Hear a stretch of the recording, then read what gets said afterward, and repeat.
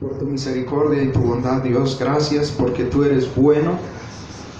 Señor, gracias por este tiempo que nos permites estar aquí, Señor. Gracias por la iglesia tuya, Señor. Esta iglesia, Señor.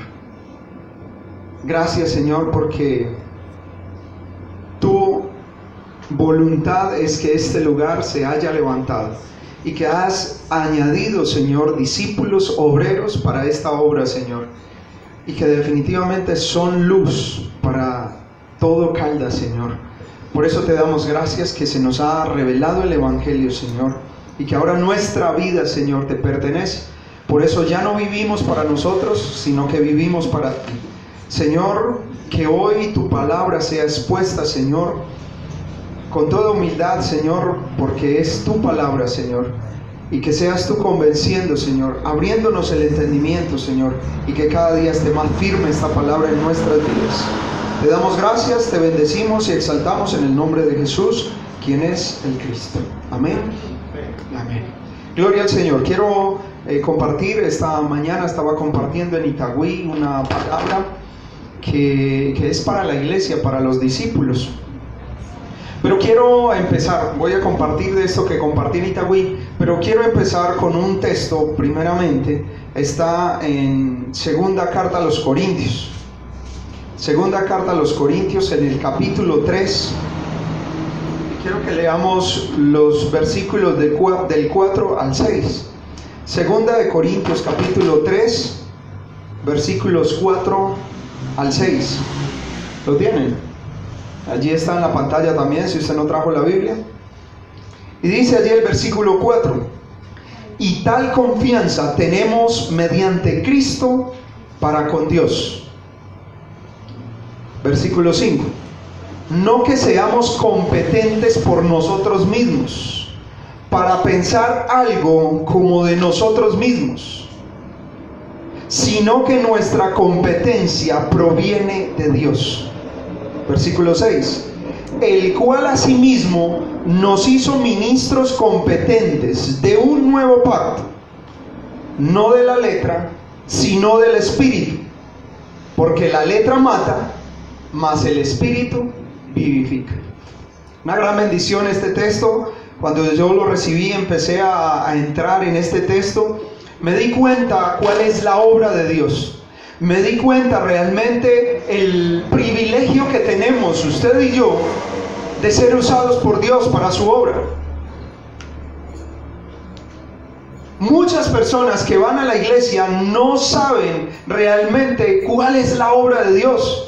Creemos que la obra de Dios sí es la iglesia donde nos reunimos, y entonces la obra de Dios es que yo esté en la alabanza, la obra de Dios es que yo esté en los ujieres, o que yo sea un maestro de escuela dominical, la obra de Dios es que yo vaya y evangelice. Y entonces muchos han tomado esto sí como la obra de Dios, y no estoy diciendo que no sea la obra de Dios ahora, pero no puede ser toda la obra de Dios solo la alabanza. No puede ser toda la obra de Dios solo los ujieres, solo ser un maestro de escuela dominical. Es que nosotros debemos comprender cuál es la obra de Dios. Y aquí lo que yo quería empezar con este texto es recomendarles algo.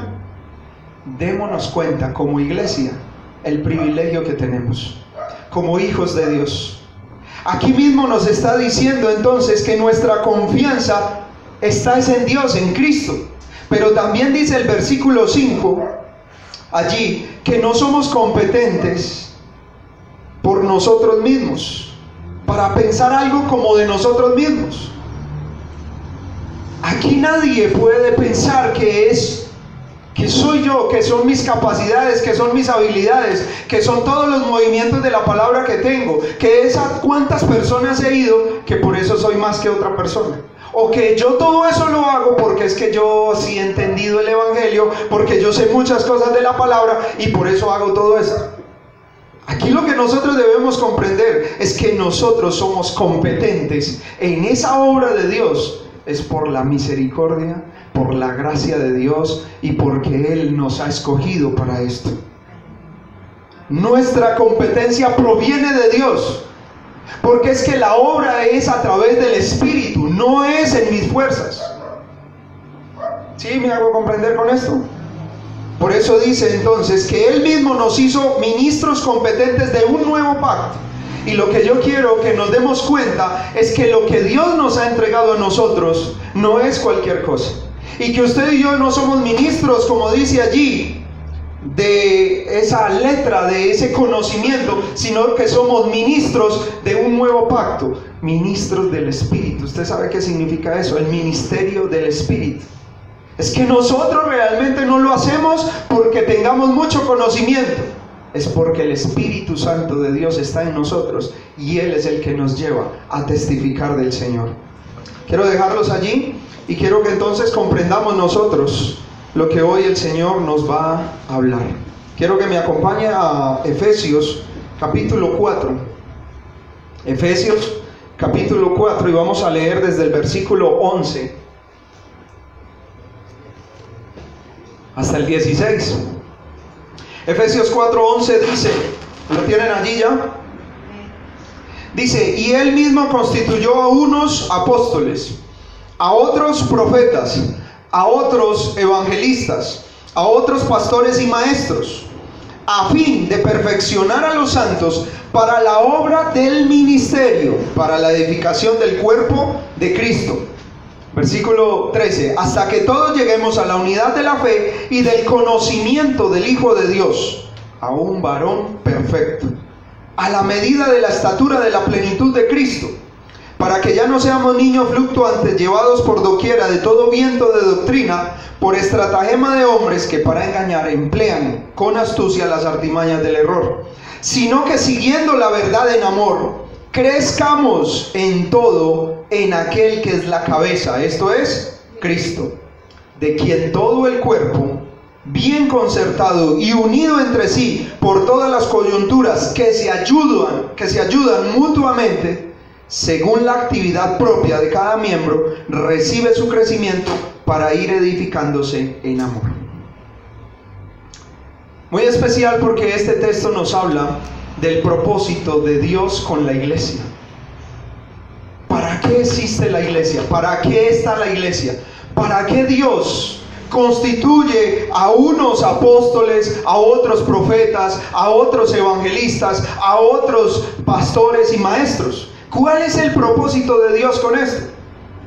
Aquí la Escritura nos está diciendo que Él mismo los constituyó, Él mismo los estableció, Él mismo los ha firmado, Él mismo los ha preparado. Y ahora, ¿cuál es el propósito de esto? ¿Que todos seamos apóstoles? ¿Dice la Escritura que todos debemos ser apóstoles? ¿Que todos somos profetas? ¿Que todos somos entonces evangelistas? ¿Que todos somos pastores? ¿Cierto que eso no es lo que dice la Escritura? Él constituyó a uno. O sea, esto lo que nos está hablando es que dentro de la iglesia deben de estar estas personas, deben de estar estos llamados personales. Yo no sé cuál es el llamado que Dios te ha hecho. Yo no sé Dios que te ha escogido y cuáles son los dones y las habilidades que Dios te ha dado. Pero hay una cosa que nosotros sí tenemos que tener claro, y es que el ministerio que todos tenemos es el ministerio de la reconciliación. Amén. Como iglesia, ese es el ministerio que todos tenemos. Reconciliar al mundo con Dios. ¿Y a través de qué lo vamos a hacer? Del Evangelio, que es lo único que puede reconciliar al hombre con Dios. Amén. Por eso es que nosotros somos ministros competentes, no porque nosotros nos esforcemos, sino por la gracia de Dios, porque somos ministros de un nuevo pacto, del Espíritu, y el Espíritu en mí es el que me lleva a testificar del Señor. Ahora, comprendiendo que la obra de Dios es la evangelización mundial, hay algunos conceptos errados de lo que es la evangelización mundial, y hay personas que están todavía angustiadas porque piensan que no son útiles en la evangelización mundial, porque están pensando que la evangelización mundial entonces son viajes. Entonces, claro, la evangelización mundial, yo tengo que estar viajando, yo tengo que ir a un lugar. Es que el pastor preparó unos lugares para ir, entonces si yo no voy, él va a pensar que yo no estoy haciendo la evangelización. No, venga un momentico, que es que no solamente son viajes. Es que la evangelización mundial, otros piensan, entonces yo tengo que dejar el trabajo, yo tengo que dejar el estudio, yo tengo que dejar la familia, yo tengo que dejar todo lo que hago porque tengo que estar evangelizando. Ojo que eso tampoco es lo que nosotros entonces tenemos o que nos dice la Escritura.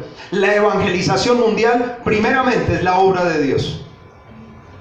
Para que se cumpla la evangelización mundial se necesitan dos cosas: el evangelio de la Biblia y el evangelismo de la Biblia. Dos cosas para poder hacer la evangelización mundial: el evangelio de la Biblia. ¿Cuál es el evangelio de la Biblia? ¿Cuál es el evangelio de la Biblia? Yo espero que esta iglesia lo tenga claro: que Jesús es el Cristo. Ese es el evangelio de la Biblia. Esa es realmente la buena noticia que nos habla toda la Escritura: que Jesús es el Cristo. Ahora, ¿cuál es el evangelismo de la Biblia? Anunciar ese evangelio. ¿Ya? ¿Anunciarlo? Anunciar que Jesús es el Cristo. ¿Ya? ¿Para qué anunciamos que Jesús es el Cristo? ¿Cuál es el evangelio de la Biblia? Para tener una reconciliación. Listo. Vamos, compartimos. Pero ¿y entonces? ¿Todo el mundo se va a reconciliar con Dios? Entonces, ¿cuál es el evangelismo de la Biblia? Mire que eso lo tenemos que tener claro. Eso lo tenemos que tener como un principio en nuestra vida, como un fundamento. Buscar el digno. Buscar el digno, muy bien, Janet. O sea que el evangelismo de la Biblia no es simplemente compartir, sino que hay que ¿qué? Buscar el digno. Porque es que podemos estar compartiendo y compartiendo, pero entonces si no nos estamos dando cuenta quiénes son los dignos, quién es la tierra buena, entonces ¿cómo vamos a ser discípulos? ¿Sí me hago entender? Así que el evangelismo de la Biblia es encontrar el digno, y apenas lo encontremos, le hacemos el movimiento de la palabra para que ese digno entre mucho más en el evangelio y así podamos cumplir con la evangelización mundial. Amén. Dos cosas entonces que se necesitan para la evangelización mundial. Ahora, ¿quién nos revela el evangelio? ¿Nosotros lo aprendemos? Dios es el que revela el evangelio de la Biblia, ¿cierto? Él mismo es el que nos está revelando el evangelio. O sea que esto es la obra de Dios, ¿cierto? Y con ese evangelio es que nosotros vamos y encontramos los dignos. Ahora, los dignos ya están preparados, los dignos ya están listos allá afuera. Ya los dignos están, ya la tierra buena está preparada. ¿Qué es lo que tenemos que ir a hacer? Encontrarlos. Igual, Dios ya conoce quiénes son los dignos. Dios ya conoce quién es la tierra buena. ¿Quién es la tierra buena? La que va a escuchar el evangelio, va a reaccionar, va a creer el evangelio y va a dar fruto. Esa es la tierra buena. Así que esto debe ser más rápido y más fácil de lo que nosotros pensamos. Muchas veces la evangelización mundial se ha convertido en una carga para entonces el discípulo. Por eso es que hay muchos que todavía están pensando: ay, no, es que si no evangelizo. Entonces ayer yo veía la cara de felicidad que tenía la hermana Martica porque por allá le compartió a una persona y ella se sorprendía que porque sí le pudo hablar. Pero lo que nos está diciendo aquí la palabra hoy en el versículo 11 es que Dios no a todos, que el Señor no constituyó a todos maestros. O sea, no todos tienen que estar enseñando. La evangelización mundial no es que yo tenga que estar dando lecciones, que yo tenga que estar dando seminarios y que me voy a ir y entonces si hago un viaje tengo que estar en las iglesias predicando. ¿Sí me hago comprender con esto? Tenemos que aprender a descansar y a ver cuál es la obra de Dios. He visto muchos discípulos a nivel mundial que de pronto lo único que hacen es apoyar. Van allí, están pendientes, algunos están solamente tomando fotos, otros solamente están manejando el sonido, pero están pendientes también de aquellos dignos que se van encontrando. ¿Sí? Así que descansen, no todos tienen que enseñar. Pero Dios ha constituido, el Señor ha constituido la iglesia y ha dado estos ministerios a cada persona con el propósito de que, mire lo que dice el versículo 12, a fin de perfeccionar a los santos. ¿A fin de qué? O sea, ¿cuál es el propósito entonces de que haya dentro de la iglesia todos estos ministerios? ¿Cuál es el propósito? Perfeccionar a los santos. Dice, perfeccionar a los santos para la obra del ministerio, o sea, para la evangelización mundial. ¿Para qué existe entonces la iglesia? ¿Para qué nosotros venimos domingo tras domingo a este lugar? ¿Para dormirnos? ¿Para hacer amigos? ¿Para qué venimos a la iglesia entonces?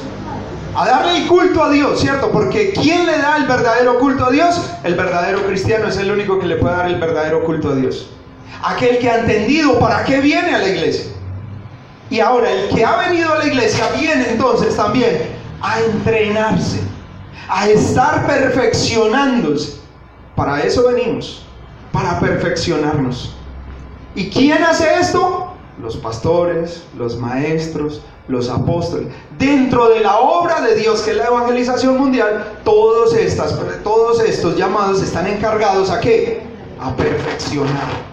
Ahora, esa perfección, cuando hablamos de perfección, es porque hay un continuo entrenamiento, ¿cierto? Usted se va volviendo más experto en lo que hace en la medida que se va entrenando. Por ejemplo, mi hijo está aquí, mi hijo es deportista, mi hijo entrena niños, ¿cierto? Y en la medida que él entrene los hijos, los chicos, en la medida que los va entrenando, estos chicos van cogiendo más técnica, se van volviendo mucho más expertos. Amén. Eso es lo que hace el hijo mío, que es entrenador de estos chicos. Entonces ellos, en la medida que entrenan, entonces ellos van cogiendo más técnica y se van volviendo más expertos. Ahora, ese es el propósito. ¿Para qué venimos a la iglesia? Entre más escuchemos, entre más estemos aquí en la iglesia, entre más escuchemos el evangelio, más nos vamos perfeccionando. Y en la medida que yo ya estoy perfeccionado, Dios me usará para la obra de Él, que es la evangelización mundial. Así que no se preocupe si usted, o cómo ir a evangelizar, o cómo ir a hablarle a una persona. No se preocupe por eso. No se estrese. ¿Sabe por qué sí nos tenemos que preocupar? Por tener el evangelio en nuestro corazón, por tener el evangelio metido en nuestros huesos, por hacer parte de este evangelio de mi vida. Porque ahí sí, en la medida que yo estoy dentro del evangelio, el Señor me usará para su obra. Amén. No se preocupe cómo. Es que a veces estamos estresados. ¿Yo cómo le voy a hablar a este pastor? Ay, es que si yo llego a esta persona, ¿qué le voy a hablar?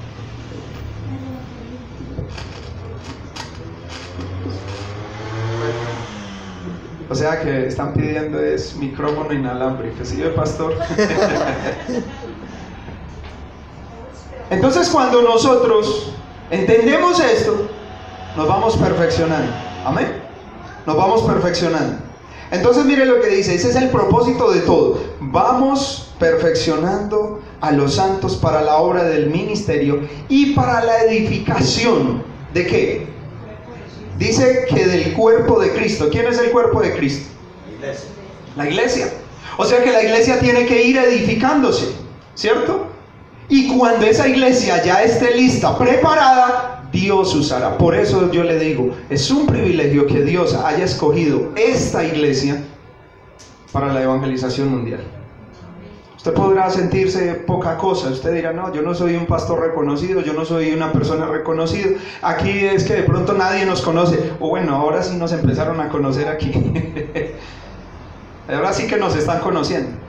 Ahora, no estamos solos, gracias a Dios. También está la iglesia del pastor Víctor, que también ha tenido gracia y que el Señor ha venido a traer la palabra a este lugar. Los pastores han creído, la iglesia ha creído y también es luz en medio de Caldas. ¿A usted no le parece eso es una bendición que Dios está añadiendo? Mire todas las iglesias que hay. Le voy a decir una cosa. Para mí es un privilegio en Bogotá, donde están las mega iglesias. Las iglesias más grandes del país están en Bogotá. Iglesias de 30,000, 40,000, 50,000 miembros. Hay una iglesia del 1,000,000 de almas que llaman. O sea, usted se imagina cómo es la magnitud de esto. Pero Dios, en su infinita misericordia, una iglesia de 30, 40 personas, nos ha revelado el evangelio. Eso es algo muy grande. Algunos piensan, ay, entonces ustedes son los únicos que tienen la verdad. No, pero la gracia de Dios sí. Y no porque hubiéramos sido los más buenos. No porque es que como somos paisas, entonces allá en Bogotá, claro, entonces los paisas. No es por eso, hermanos. Es la gracia de Dios. Y Dios le plació revelarnos el evangelio. Amén. Por eso es que usted y yo no somos ministros de cualquier cosa. Usted y yo realmente hemos sido escogidos por Dios y tenemos un ministerio muy grande. Aunque usted no sea reconocido por los demás, créame que en el reino de los cielos es reconocido. Y aún en las tinieblas sí que más es reconocido. Amén. Entonces, miren lo que dice allí en el versículo 12, que tenemos que perfeccionar a los santos para la obra del ministerio, o sea, para la evangelización.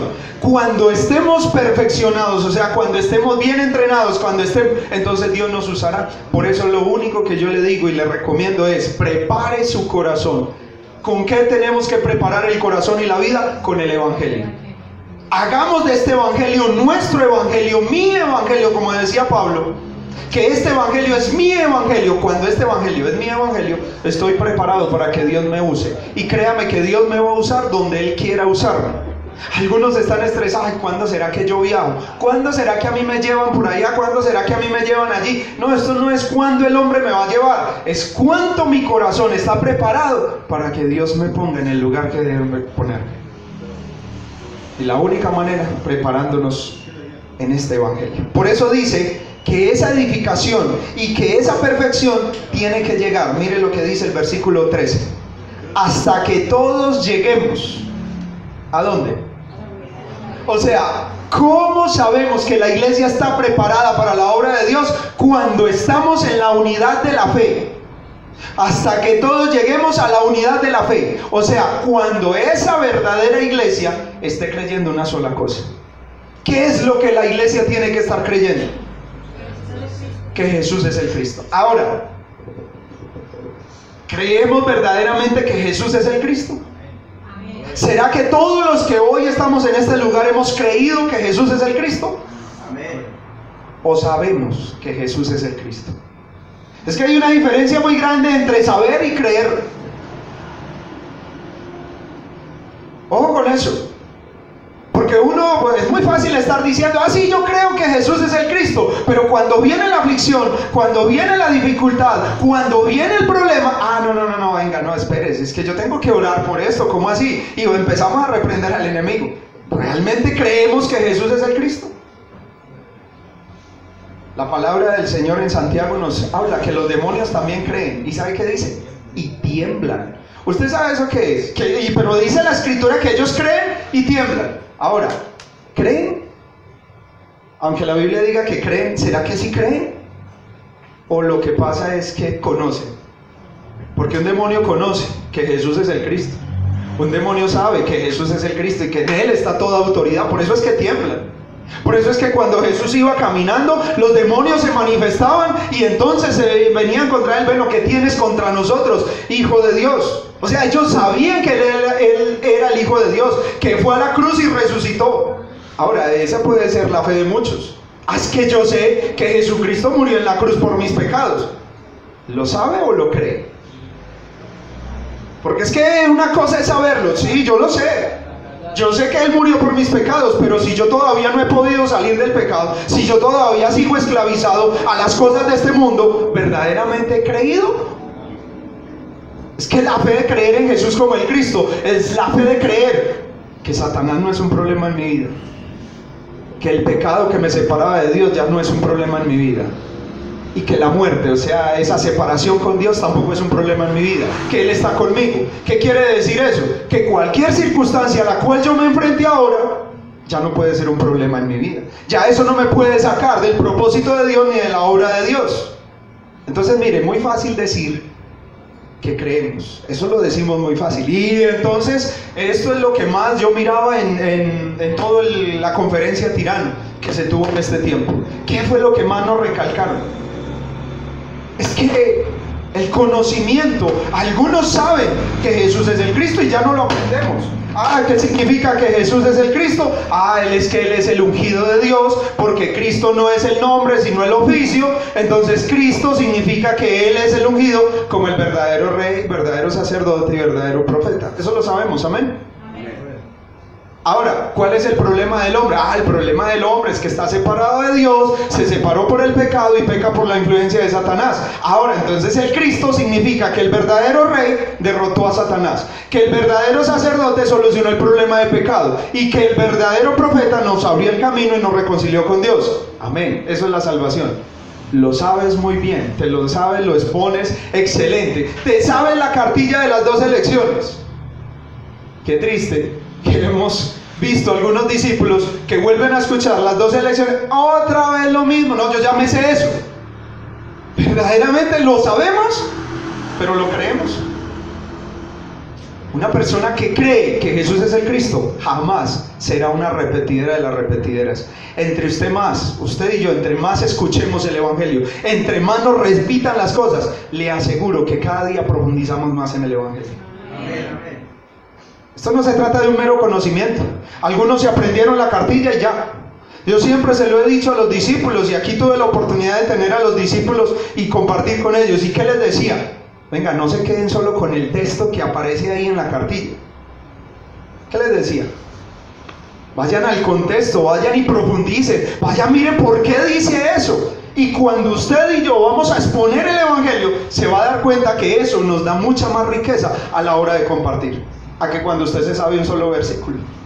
Por eso es que de un versículo sacamos sectas, sacamos un montón de cosas y herejías, porque claro, lo sacamos del contexto.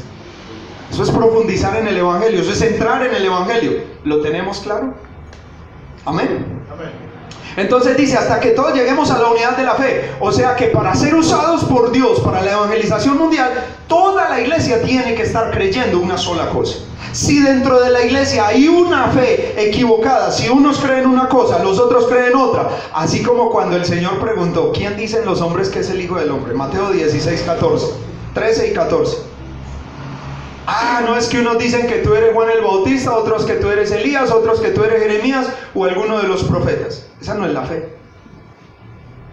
Es que la gente cree de esa manera, y todavía, si nosotros estamos viviendo esa vida cristiana creyendo de esa manera, pues tampoco estamos en la fe correcta, y allí no hay unidad.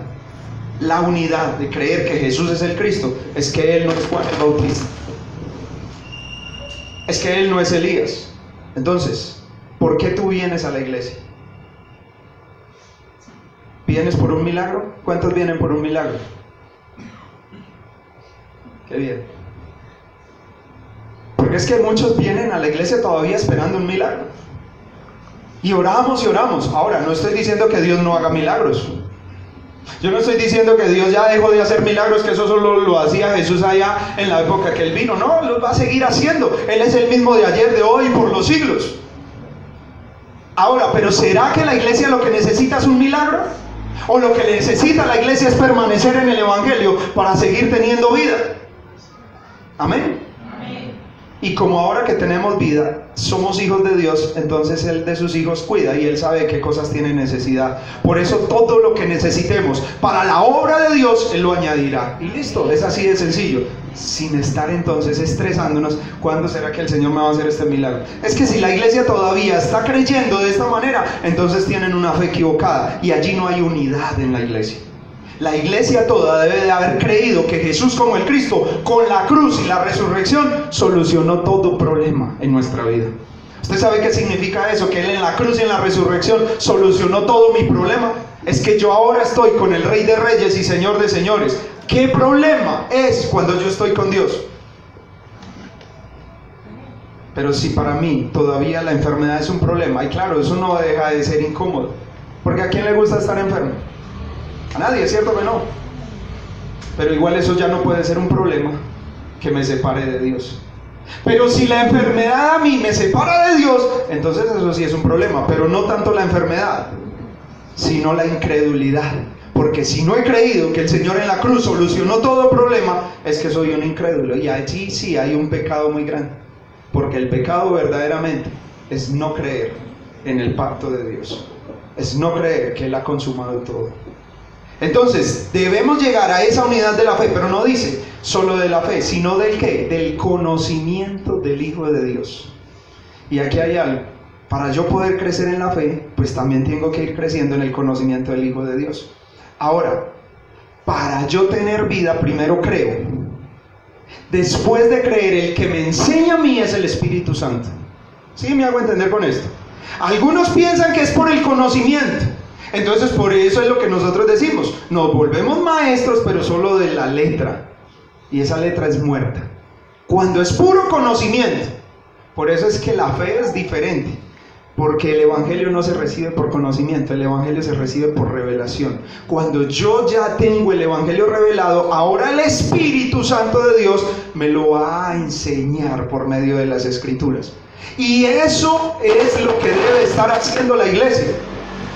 ¿Cómo nosotros crecemos en el conocimiento del Hijo de Dios? A través del movimiento de la palabra, a través del discipulado, a través de todo lo que estamos haciendo. Ahora yo pregunto, ¿cuántos movimientos de la palabra hay aquí en este momento? ¿Cuántos verdaderamente están asistiendo al movimiento de la palabra? ¿Cuántos están abriendo sus casas para que se haga el movimiento de la palabra? Ahora, el movimiento de la palabra no es un estudio bíblico, porque pensamos que es un estudio. Y entonces, claro, es como en el colegio o en la universidad, que se inscriben muchos y al final terminan muy poquitos y se gradúan muy poquitos. Esto no es un estudio bíblico, esto es la vida. ¿Qué es lo que nosotros hacemos en el movimiento de la palabra? Todos los días entrar en el Evangelio, que el Espíritu a mí me esté revelando el Evangelio cada día más. Y entre más revelación, no se le olvide esto, entre más revelación, más obediencia. Pero entre más conocimiento, ¿qué va a pasar? Porque es que si nosotros solo nos dejamos llevar solo por el conocimiento, entonces dice que la letra mata, pero que el espíritu vivifica. ¿Sí ve que es algo bien grande? Que es que esto no es por el conocimiento. Ahora, eso no quiere decir que no conozcamos, que no vamos a las Escrituras, hay que escudriñarlas. Pero sí hemos creído verdaderamente que Jesús es el Cristo. Amén. Entonces, allí hay dos cosas. ¿Cómo se perfeccionan a los santos? ¿Y hasta dónde los tenemos que perfeccionar? Hasta que todos lleguemos a la unidad de la fe y del conocimiento del Hijo de Dios. Y ahora nos ponen una meta. Hay una meta, hay una estatura a la cual tenemos que llegar. Ahí mismo lo dice en el versículo 13. A un varón perfecto, a la medida de la estatura de la plenitud de Cristo.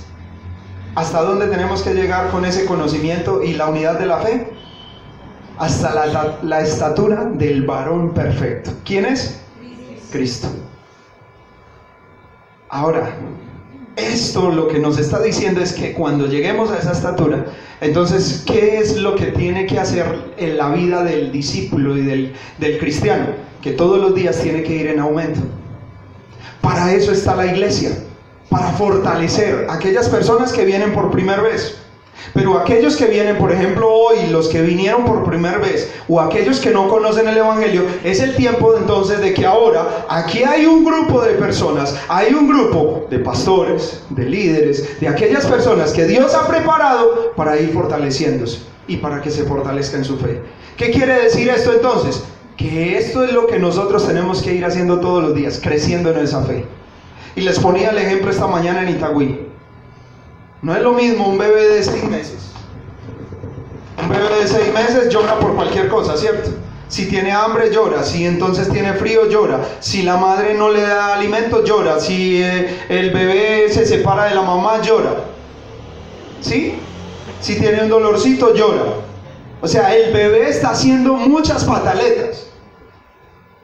Pero no es normal que un muchacho de 20 años esté haciendo esas mismas pataletas. Yo no veo a un muchacho de 20 o de 30 años pidiéndole a la mamá que lo alimente. No faltará por ahí el raro, pero no creo. Yo espero que no. Yo espero que no, pues, pero no faltará. Que todavía esté haciendo pataletas, ¿cierto? O sea, eso no es coherente. Que un muchacho ya de 20 años y esté haciendo las mismas pataletas como si fuera un bebecito o como si fuera un niño. Ahora, tampoco es coherente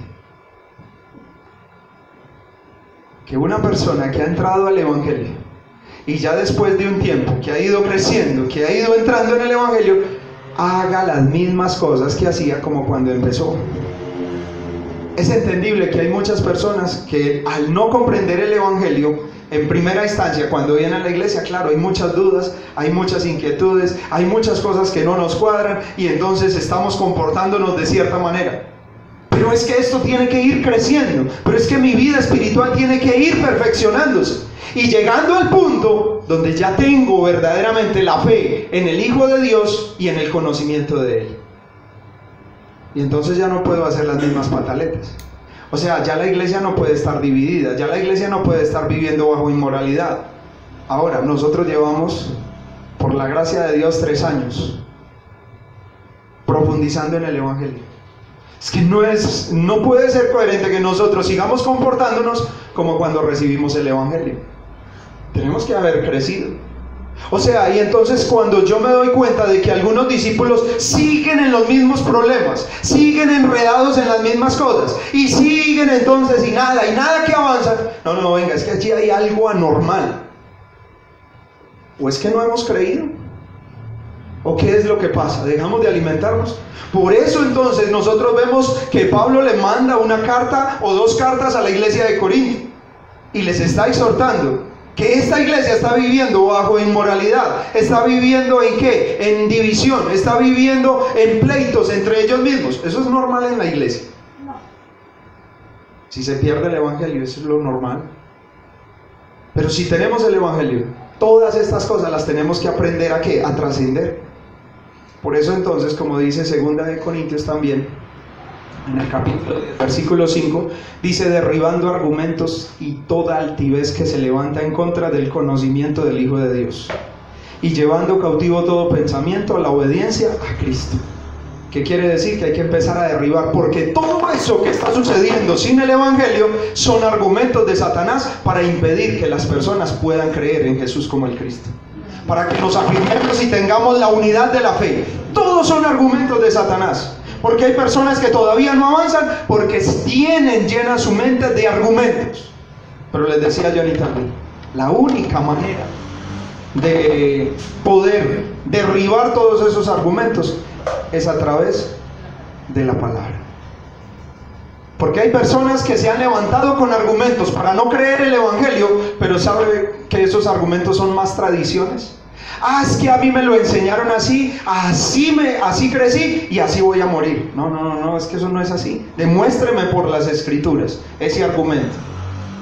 Y ojo que siempre que Satanás levanta un argumento en la vida de una persona, va acompañado de altivez, va acompañado de orgullo.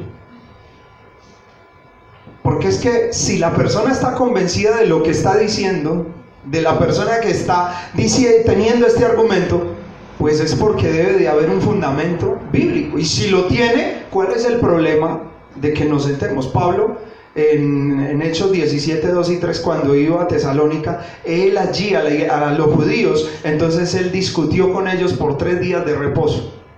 ¿Y cómo discutió con ellos? Declarando y exponiendo por medio de la Escritura. O sea, mire las discusiones de Pablo, no eran con argumentos de él, no eran con palabras de él, no era con el enojo que a él le salía de las emociones, es que él discutía por medio de las Escrituras, demostraba que ese Jesús que él estaba predicando era el Cristo. ¿Cuál es el argumento que usted y yo tenemos que tener? La palabra. Pero esto solamente es posible cuando este Evangelio ha entrado en mi vida. Amén. Si este Evangelio no está en mi vida, Satanás seguirá levantando argumentos. Pastor, es que no, a mí no me da, es que el trabajo, es que los hijos, es que esto, es que aquello. Puros argumentos que no tienen validez. ¿Y qué es lo que tiene que hacer la iglesia? Derribar todo eso. Para eso son los apóstoles, los profetas, los pastores, los maestros, los evangelistas. Todos esos fueron constituidos para edificar, para ir entonces perfeccionando a los santos, para que cuando realmente estén preparados puedan ser usados por la gracia de Dios para su obra. ¿Sí? ¿Me hago entender con esto? O sea que ya es el tiempo, iglesia, que nosotros dejemos de estar mirando al otro, que nosotros dejemos de estar observando al otro. Es que yo no lo hago porque mire ese cómo se comporta, mire aquel, es que mire cómo habla, mire cómo lo dice. No, hermanos, cuando usted está fijándose en el otro, es que primero tiene que fijarse cómo está el Evangelio en su vida. Porque cuando el Evangelio está revelado en mi vida, entonces mi corazón está preparado. Problema los demás, cómo lo dan, cómo lo comparten, cómo se comportan, pero yo primero tengo que estar bien en el Evangelio. Cuando el Evangelio está en mí, cuando yo estoy en el Evangelio, seré usado por Dios. Amén.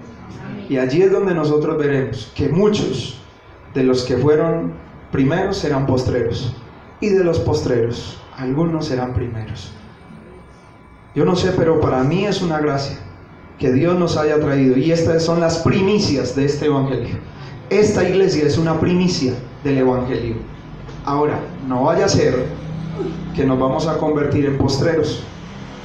Si nosotros no aprendemos a edificar esta iglesia, si no estamos unidos en la fe y en el conocimiento del Hijo de Dios, créanme que no seremos usados por Dios. Amén. Pero mire cómo lo tenemos que hacer. Versículo 14. Para que ya no seamos niños fluctuantes. O sea, niños que se dejan llevar por cualquier cosa, ¿cierto? Es que si estamos cimentados en el evangelio, ya no seremos niños fluctuantes, llevados por doquiera de todo viento de doctrina, por estratagema de hombres que para engañar emplean con astucia las artimañas del error. O sea, nosotros tenemos que aprender a discernir realmente cuando lo que no es de Dios entra a la iglesia. Pero eso es cuando la iglesia está fortalecida en una fe y en el conocimiento del Hijo de Dios. Dice, sino que siguiendo la verdad en amor, crezcamos en todo. Habla de crecimiento. O sea, es que no se puede tener. ¿Qué pasa si nosotros dejamos de darle alimento a un bebé? ¿Qué tal si le dejamos de dar, por ejemplo, que la mamá ya no le dé leche materna? Igual va a crecer, ¿cierto? Porque hay bebés que han crecido sin la leche materna, pero serán de fuertes como uno que recibió la leche materna. ¿Cierto que no? Las defensas son más bajas. Entonces van a venir las dificultades y lo van a deteriorar. Entonces no podemos detener. O si nosotros dejamos de darle alimento sólido ya a la medida que van creciendo, entonces si ese niño empieza a crecer desnutrido, imagínese cómo va a ser su vida de ahí en adelante. Lo mismo nosotros no podemos dejar de crecer. Y en el evangelio nosotros vamos creciendo, porque nuestra meta es la estatura del varón perfecto, la medida del varón perfecto que es Cristo. Amén. Entonces allí dice, de quien todo el cuerpo, sea la iglesia, bien concertada y unida entre sí por todas las coyunturas que se ayudan mutuamente. ¿Que se ayudan qué? Por eso les digo a todos los que vienen por primera vez, aquí hay una familia, aquí hay una iglesia que los quiere acoger y que esperamos usted se fortalezca. Le queremos ayudar, dice, según la actividad propia de cada miembro. Todos no hacemos lo mismo. Unos hacen unas cosas, otros hacen otras, pero todo es para la obra de Dios, que es la evangelización mundial. No se estrese. La hermana Martica, yo recuerdo, y eso lo cometimos como errores al principio, exigirle a una persona que tiene que enseñar. No. Y eso le pedimos perdón a aquellos que les exigimos. Ahora, una cosa es que se paren aquí al frente a enseñar, y otra cosa es que no tengan el evangelio claro. ¿Sí me hago entender con eso?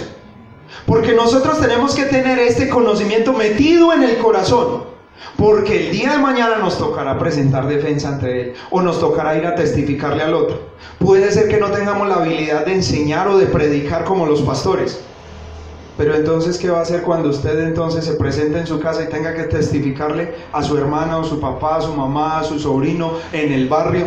¿Qué le va a hablar? Entonces una cosa es que se enseñe aquí, y otra cosa es que nosotros tengamos el evangelio revelado para poderlo hablar, porque tampoco es hablar cualquier cosa.